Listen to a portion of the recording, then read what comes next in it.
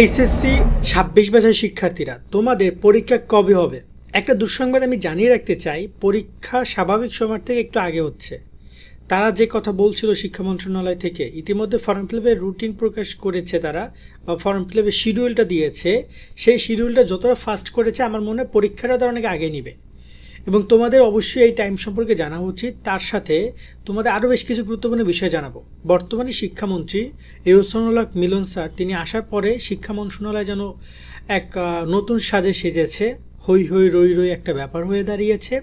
এবং তিনি যেখানেই হাত দিচ্ছেন সেখানেই এর আগের বছরগুলোতে বিভিন্ন অনিয়ম অবহেলায় শিকার ছিল, সে জায়গাগুলো তিনি সংশোধন করছেন। আমরা রুটিন থেকে তোমাদের যে যদি আমরা কথা বলি তোমাদের ফর্ম ফিল আপের টাইমলাইনটা নিয়ে, সেখানে আমরা দেখতে পাচ্ছি মাত্র 9 দিন বা 10 দিনের মতো টাইম দিয়েছে ফর্ম ফিল আপ করার। 1 তারিখ থেকে ফর্ম ফিল আপ শুরু, 9 তারিখে শেষ। হয়তো বিলম্বিত ফি দিয়ে 18 তারিখ পর্যন্ত ফর্ম ফিল আপ কার্যক্রম চলবে।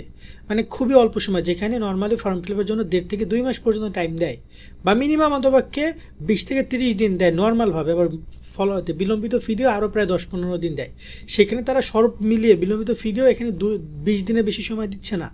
সো তারা ট্রাই করছে মোটামুটি কায়দায় ফর্ম ফিল আপগুলো ঈদের আগে কমপ্লিট করার জন্য।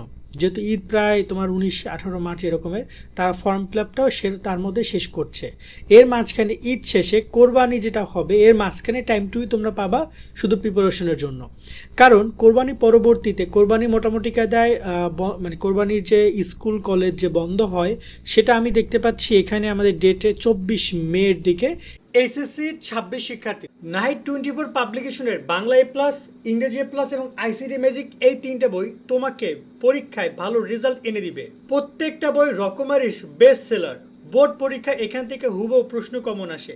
এছাড়া প্রতিটি বইয়ে কিউআর কোড পাচ্ছ, যা স্ক্যান করলে এই বইয়ের ভিডিও ক্লাসগুলো তোমরা পেয়ে যাবে। বাংলা বইয়ে বাংলা প্রথম পত্র, দ্বিতীয় পত্র, ব্যাকরণ সহ সবকিছু সুন্দরভাবে ব্যাখ্যা এবং পর্যাপ্ত সৃজনশীল এমসিকিউ প্রশ্ন রয়েছে। তো সিন, রাইটিং, গ্রামার সবকিছুর অনুবাদ এবং সুন্দরভাবে লেখার নিয়ম কৌশল সবকিছু রয়েছে। আইসিটি ম্যাজিকে টপিক ভিত্তিক প্রশ্ন, পর্যাপ্ত সৃজনশীল এমসিকিউ রয়েছে। আজকেই তোমরা বইগুলো অর্ডার করতে নাইট 24 পাবলিকেশন অথবা স্ক্রিনে দেওয়া নাম্বার অথবা রকমারির ওয়েবসাইটে যোগাযোগ করো। এই বন্ধটা শুরু হবে তো 24 মে থেকে 4 জুন পর্যন্ত বন্ধ থাকবে। সম্ভবত এভাবে রুটিন তৈরি করা হচ্ছে, যতটুকু আমরা ধারণা করতে পারছি, যে জুন মাসের মাঝামাঝি সময়ের দিকে তোমাদের পরীক্ষাটা নেবে। এর আগে বিভিন্ন জায়গায় বলা হয়েছে জুন মাসের শেষে অথবা জুলাই মাসের শুরুতে পরীক্ষা হবে। বাট আবারও বলছি, জুলাই মাস পর্যন্ত যাবেই না। জুনের মাঝামাঝিতে অথবা জুন মাসের সর্বোচ্চ 21-22 এই টাইমের মধ্যে তারা পরীক্ষার মানে তোমাদের শুরু করে দিবে তারা। এবং অনেকগুলো পরীক্ষায় জুন মাসে দেওয়া লাগতে পারে। রুটিনের জায়গা থেকেও বেশ অ্যাগ্রেসিভ একটা মনোভাব তৈরি হয়েছে, এবং রুটিনও বেশ অ্যাগ্রেসিভ হইতে পারে। খুব বেশি বন্ধ পাবা না আশা করা যায়।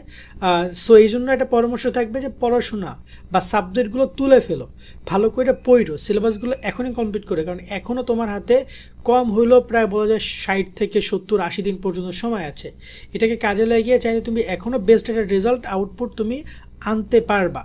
আর পরীক্ষার কবে কি হবে এটা আমরা আগামী কয়েকদিনের মধ্যেই জানতে পারবো। সর্বোচ্চ 10 থেকে 12 দিনের মধ্যে আমরা জানতে পারবো, কেননা রুটিন দিয়ে দিবে যে কোনো সময়। সর্বোচ্চ এই আগামী সপ্তাহের মধ্যে রুটিন দেওয়ার সম্ভাবনা সবচেয়ে বেশি।